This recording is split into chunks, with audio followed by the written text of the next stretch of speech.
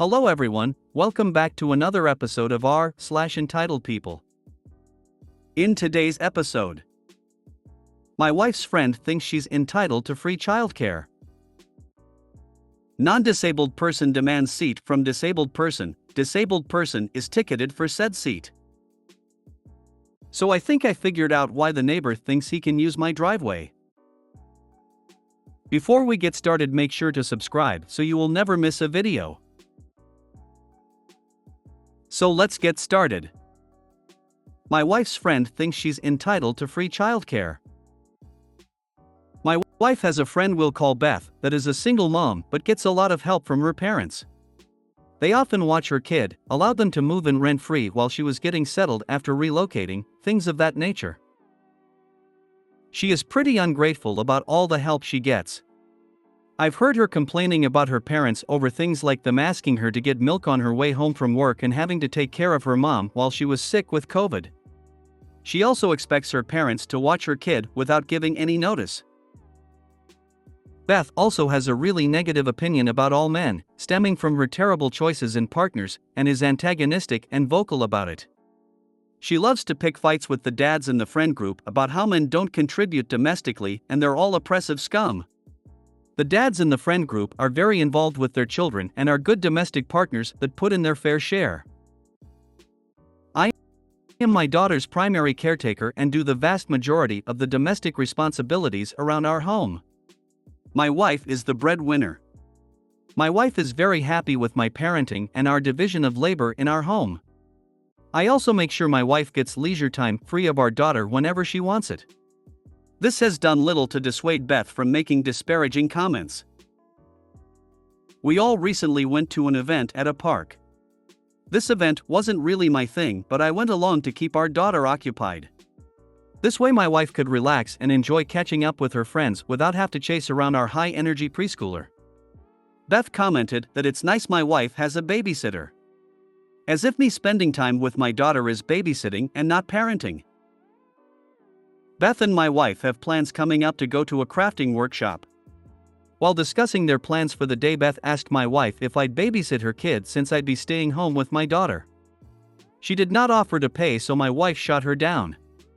Beth said she probably has to cancel if I won't watch her kid. My wife said that's too bad and she'll go alone.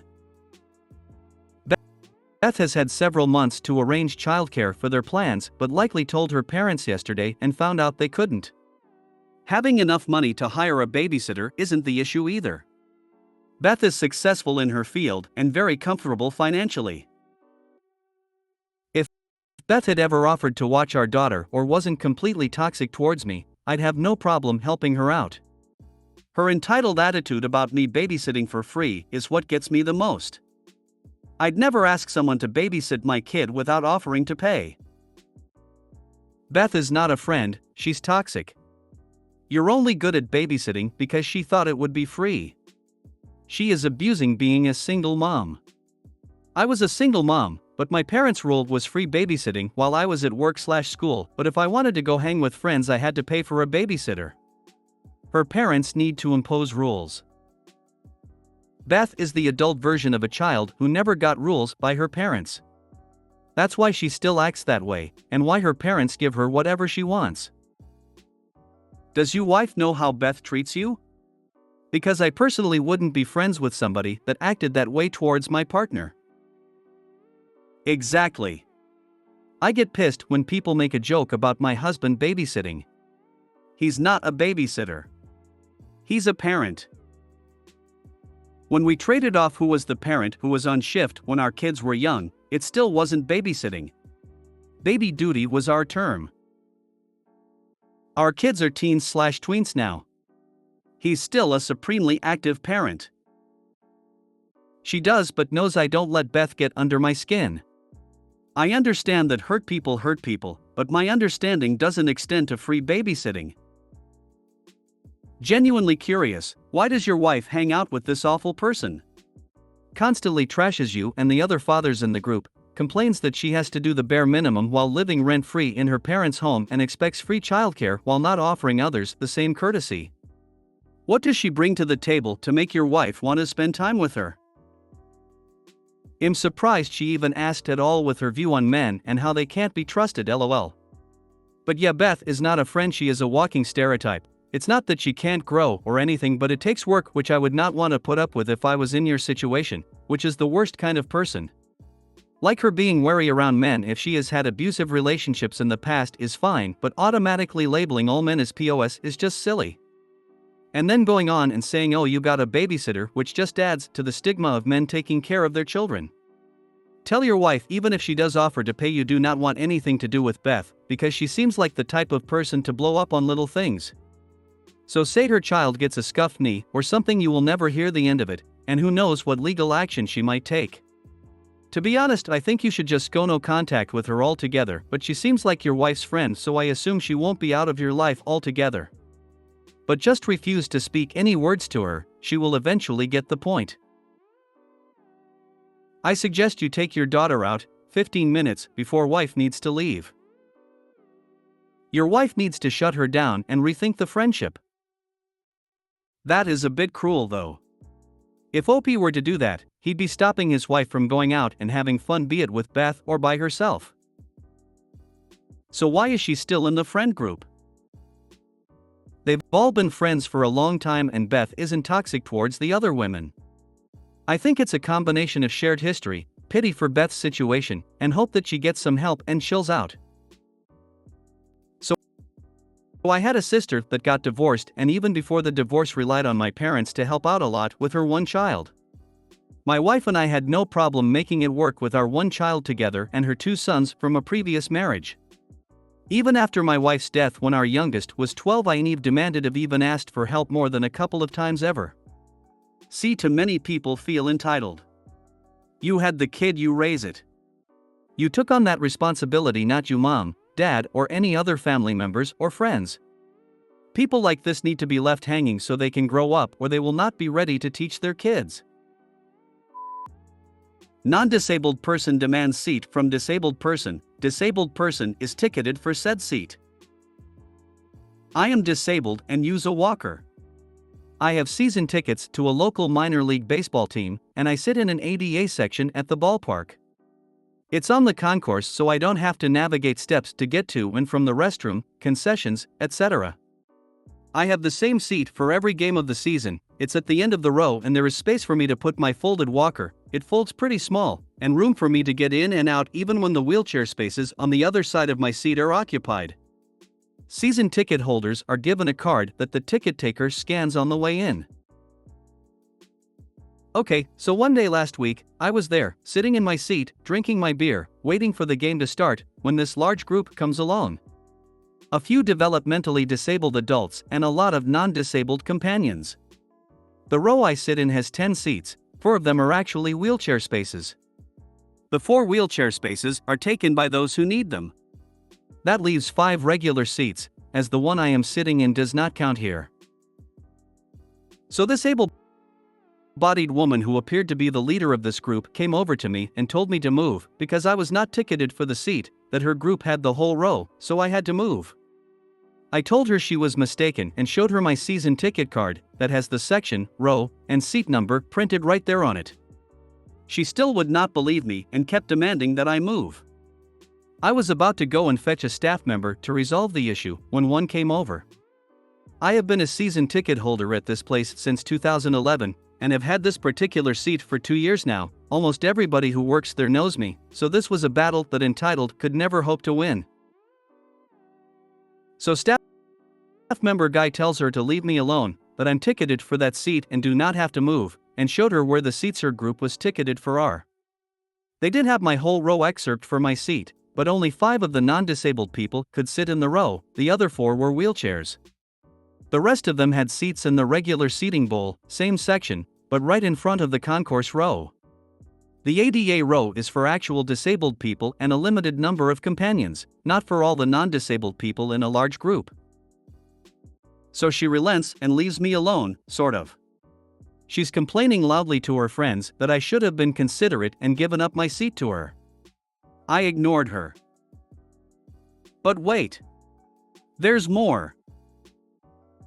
There is a pile of folding chairs in the alcove of the restrooms behind this row, and these people found them and decided to use them to make their own row behind me, because they all wanted to sit them together. Since both the wheelchair spaces to the left of me were occupied, the only access I had in and out was a space about 2 feet wide. Fine, I can do that. Then another person with a folding chair came along and tried to block off that little space, so I would have no way to get out. I turned around and told them no, and they backed off. The game was sold out, so there were no other seats for me to move to, just to get away from them. I hope I never have to see them again. I think it's worth it to complain to the stadium management. Had there been an emergency, this would not have been safe conditions. I second this. Whoever was selling the entitled group tickets should have been more specific about their needed accommodations. If no one in the group needs a mobility aid, then the whole group shouldn't have been sat in ADA. There's plenty of seats that don't need specific spacing for guests that this group could have been seated in. Surprised staff didn't do that during the game. No doubt afterwards they were dissing you for being the entitled one. Sorry you had to deal with them. Prepare for future issues by checking if there's a number you can text for fan assistance. Most stadiums have them. It would allow you to discreetly ask for a staff member to ask them to move the folding chairs or confirm your seat without your having to look for help or engage with entitled AHs. Good job you didn't get up to find a member of staff. One of them would have been in your seat like lightning. Like Gopi said, there was no way they were winning this battle. He was a season ticket holder for that seat and he had proof, plus they all know him. Anyone who had taken that seat would have been removed from it, and if lucky, removed from the park. I'm disabled and always in a wheelchair if I have to walk with cane for longer distances.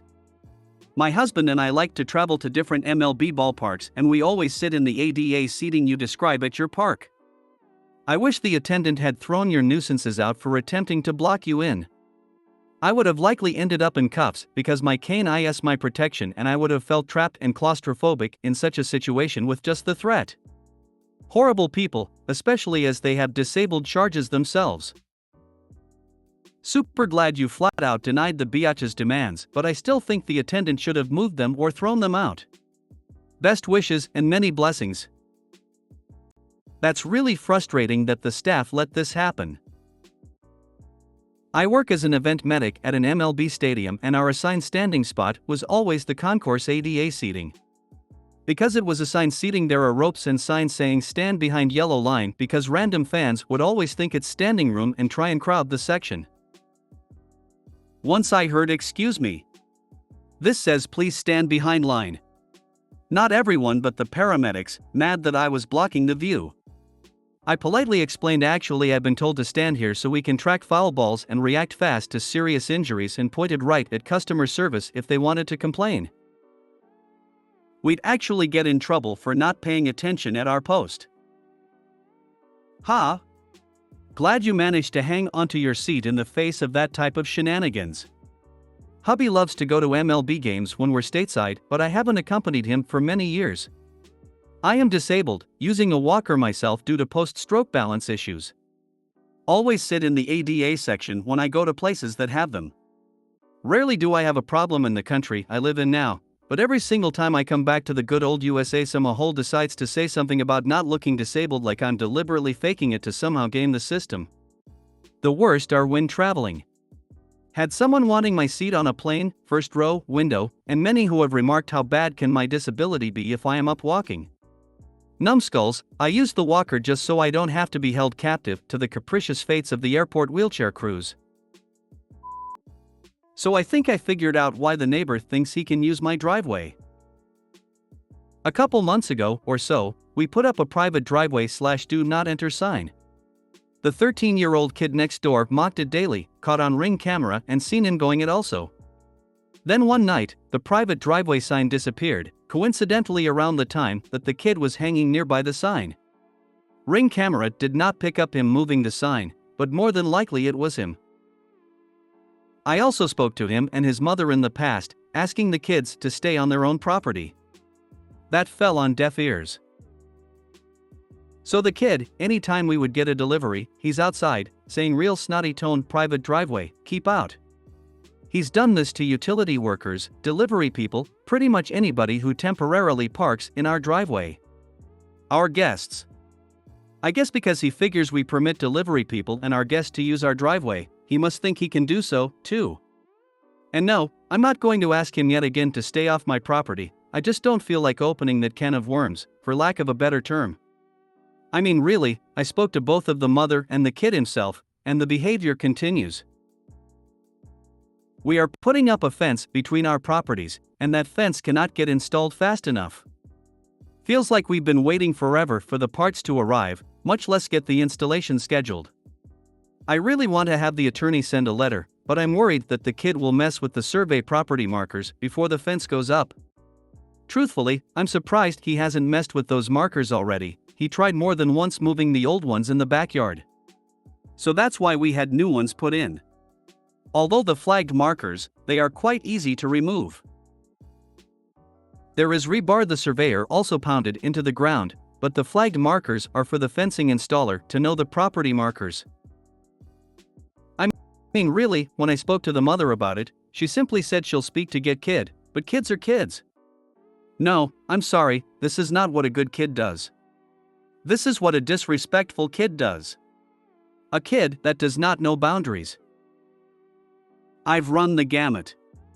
We have security cameras in case of retaliation, but obviously security cameras don't pick up everything, because I didn't pick up who actually removed the driveway sign. And truthfully, I don't want to invest more money for more high-tech security cameras. Where does it end? If you want a cheap and simple solution, go to a hunting store and grab and set up some trail cams. They are battery powered, sometimes solar if you go fancy, cameras with motion detectors to film anything which they trip.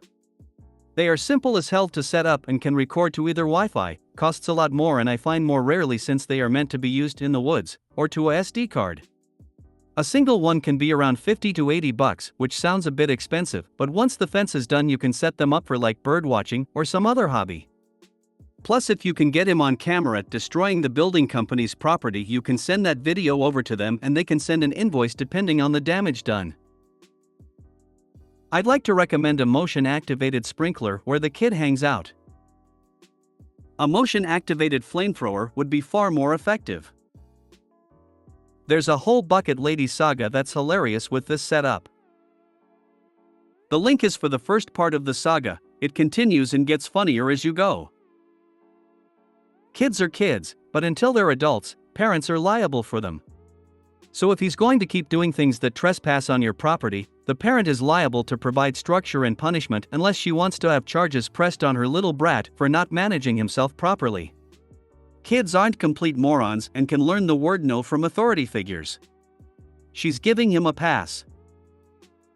Yes, they are kids, but parents are supposed to be raising future adults/productive members of society. Sorry you're dealing with this. The next time his mom gives you the kids are kids reply, ask her to remember that since she isn't parenting him now, she will be visiting him in jail when he gets older. So, she needs to remember this moment as one of the reasons he may end up spending much of his life in jail. In some places it is illegal to remove survey markers. You could look into that and file a police report. Mom, kids are kids. Me, until they are taught better by their parent. Mount your fence 3 to 6 inch on your property. Just in case the installers are off by 1 or 2 inches. To be exactly at the line is difficult and too risky. Also make yourself simple diagram of where the property markers are. Lay down a tape measure from anything permanent and photograph the distance on the tape to the marker. Measure from your house, driveway, mailbox. Might come in handy for any reason sometime in the future. Also, if you're like me, if you make this record and save it, that probably guarantees you will never need it. With regard to the survey markers, the surveyors around here use a spray paint of some kind. Something like this might hold up better than movable markers. You might also be able to plot the boundaries using GPS. The surveyors should be able to assist, given the circumstance. The surveyor L did spray paint around the markers, unfortunately that's almost 2 months ago. It's taking forever to get the fence parts in, let alone set up the installation.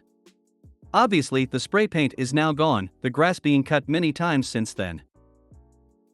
I hate those sayings kids will be kids, boys will be boys. It's just basically saying I don't care to parent, so I'll use this as an excuse not to.